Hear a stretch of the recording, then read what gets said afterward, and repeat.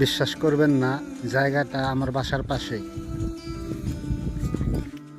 কাজের পরে আজকে একটু বের হয়ে আসলাম। শহরের পাশে এমন একটা শান্ত জায়গা আছে, ভাবতে অবাক লাগে।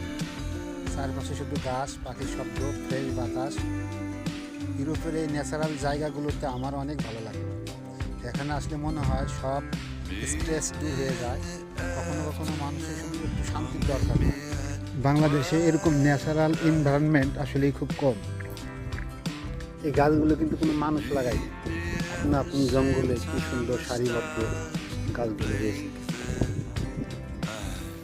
প্রকৃতির এত কাছাকাছি থাকা যায় বিধায় ইউরোপ আমার এত ভালো লাগে। মাঝে মাঝে মনে হয় যে আমি আমাজন, পৃথিবীর সবচাইতে সেরা বন আমাজনে চলে এসেছি।